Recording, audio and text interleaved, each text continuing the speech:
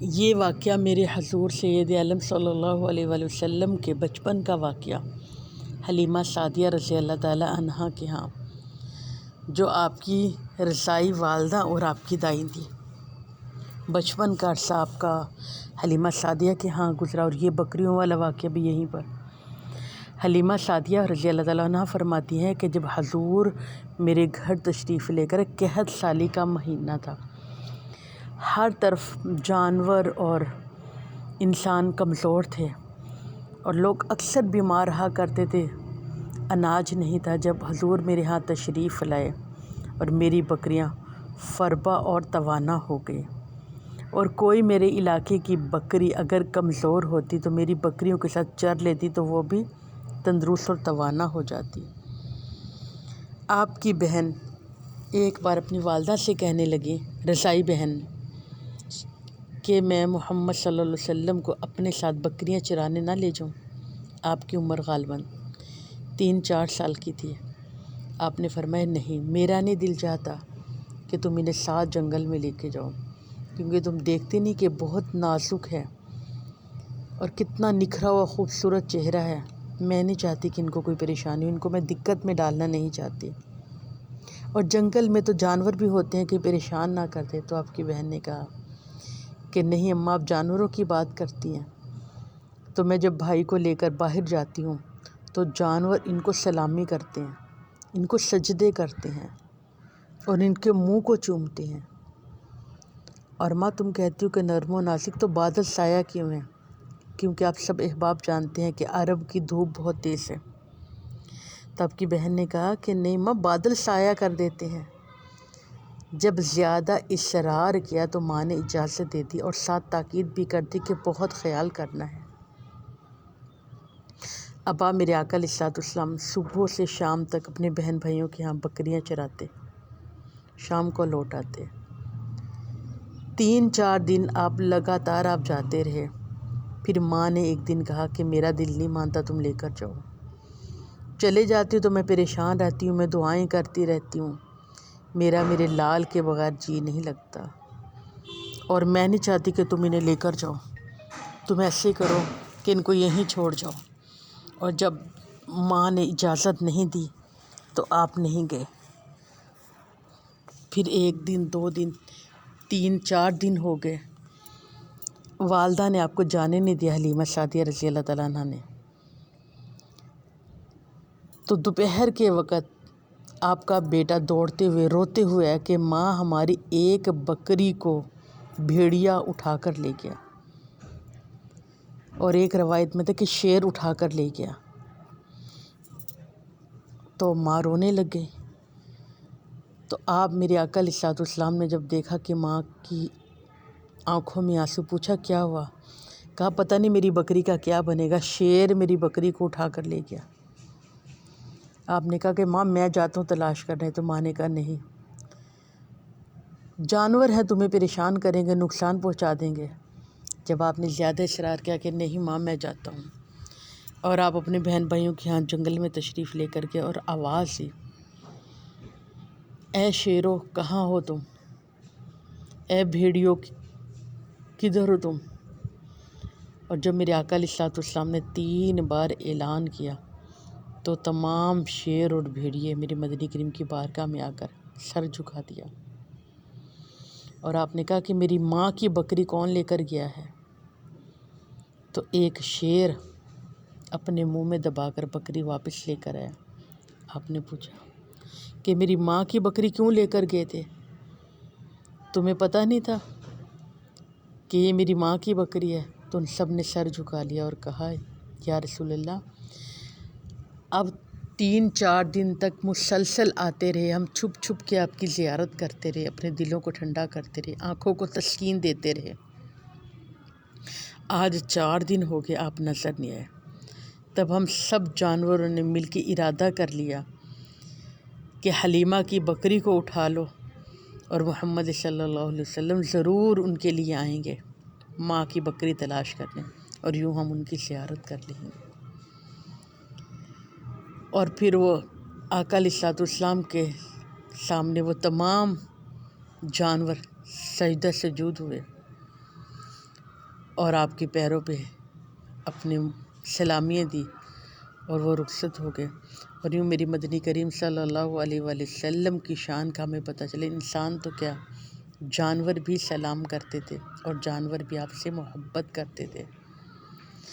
اور آپ سب جانتے ہیں شیر ہو بھیڑیا ہو یہ خون خوار ہیں، تو یہ کب کسی کو چھوڑتے ہیں؟ یہ تو انسانوں کو نہیں چھوڑتے، وہ تو پھر بکری تھی، جانور تھی۔ مگر میری مدنی کریم کی تعظیم اتنی انہوں نے کی کہ انہوں نے بکری کو نقصان تو کیا، اس کے بال تک کو نقصان نہیں پہنچایا۔ جانور تو کیا میرے حضور سے تو درخت بھی محبت کرتے تھے۔ ایک اعرابی میرے حضور کی بارگاہ میں حاضر ہو کر بولا کہ یا رسول اللہ، میں ایمان تو لا چکا، کوئی نشانی دکھائے تاکہ میرا ایمان مضبوط ہو جائے۔ میرے آقا نے فرمایا کیا نشانی چاہتے ہو؟ اس نے کہا میں چاہتا ہوں سامنے والا درخت آپ بلائیں تو وہ آپ کی خدمت میں حاضر ہو جائے۔ اعرابی کی فرمائش پر میرے مصطفیٰ کریم نے فرمایا جاؤ میری طرف سے درخت سے خود ہی کہہ دو کہ تمہیں اللہ کے رسول بلا رہے ہیں۔ اعرابی درخت کے قریب جا کر اس نے کہا درخت تجھے رسول اللہ نے یاد فرمایا ہے۔ یہ سنتے ہی درخت چاروں طرف جھکا، جڑوں کو زمین سے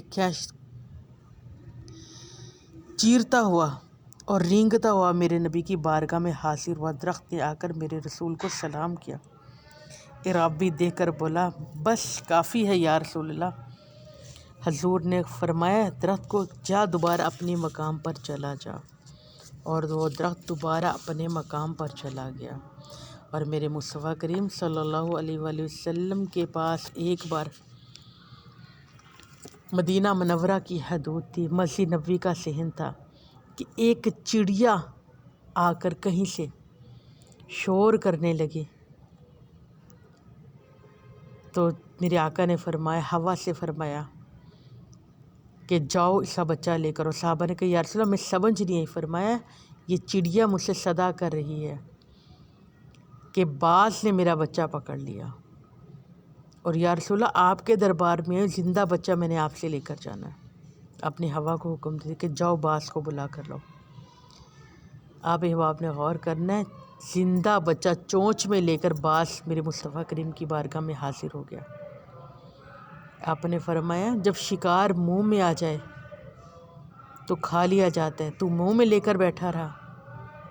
تو اس نے کہا یا رسول اللہ جب میں نے اس کا بچہ پکڑا شکار کے لیے پکڑا، کھانے کے لیے پکڑا تھا، مگر جب اس کی میں نے بے چینی دیکھی، اس کا اس دروازے پر آتے ہوئے دیکھا جہاں سے کوئی خالی ہاتھ نہیں گیا، تو میں نے اس بچے کو منہ میں ہی دبا لیا کہ میرے مصطفیٰ نے بچہ اس کو واپس ضرور لوٹا دینا۔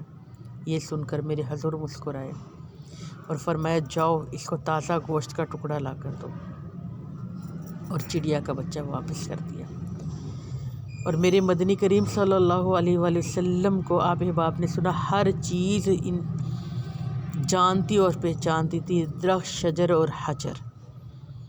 اور میرے مصطفیٰ کریم ایک بار پہاڑ پر سے گزر رہے تھے، احد پہاڑ پر آپ نے ٹھوکر ماری، فرمایا اے احد ٹھہر جا، تجھے نہیں پتا کہ تجھ پر 2 شہید اور 1 نبی تجھ پہ سوار ہے اور تو جوش سے ہل رہا تھا۔ اور میرے مصطفیٰ کریم صلی اللہ علیہ وآلہ وسلم کے پاس ایک اعرابی آ گیا، تو اس نے بھی آ کر ایک عجیب سا معاملہ اس نے کہا یا رسول اللہ اگر آپ اللہ کے سچے رسول ہیں تو آپ مجھے کوئی معجزہ دکھائیں۔ آپ نے فرمایا تجھے کیا معجزہ چاہیے؟ تو اس نے کہا کہ اگر آپ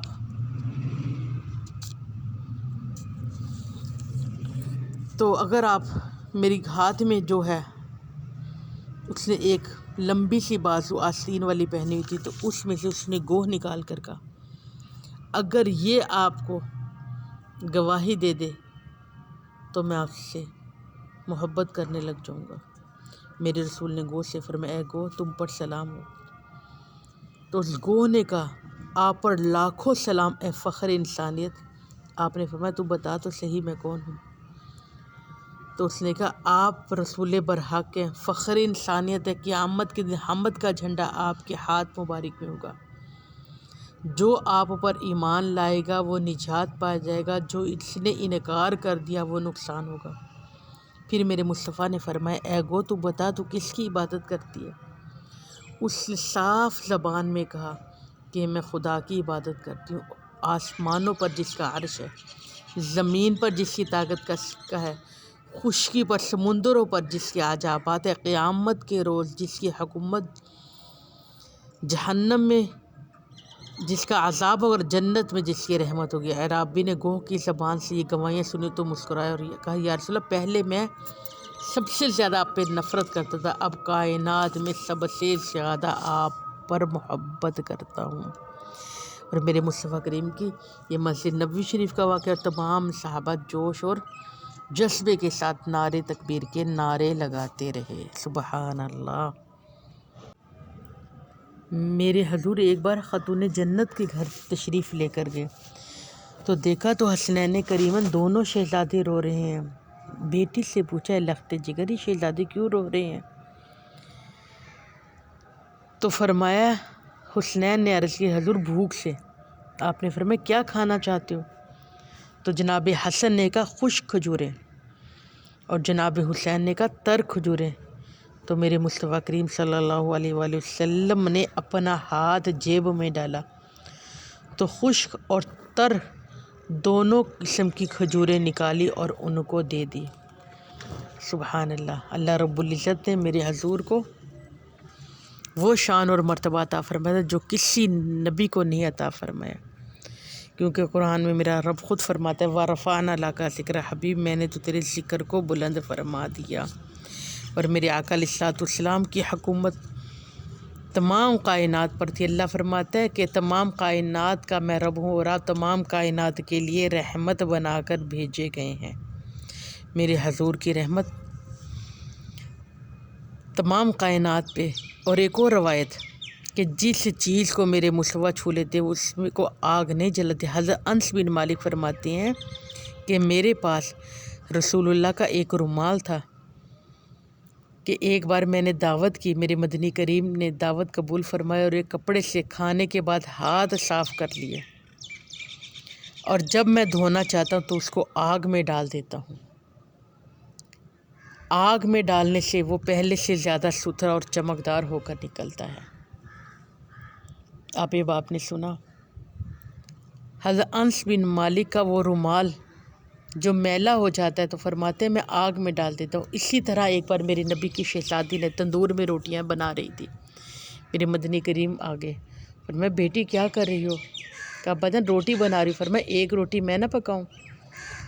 اور میرے مصطفیٰ کریم نے ایک روٹی بنائی، تمام روٹیاں پک گئی، وہ روٹی آپ کی بیٹی لخت جگر لے کر آئی۔ کہا ابا جان یہ روٹی پک نہیں رہی، بہت کوشش کی اس کو پکاؤں۔ تو آپ نے فرمایا اے میری لخت جگر، اے میری بیٹی، دنیا کی آگ تو کیا اس کو دوزخ کی آگ بھی نہیں جلا سکتی۔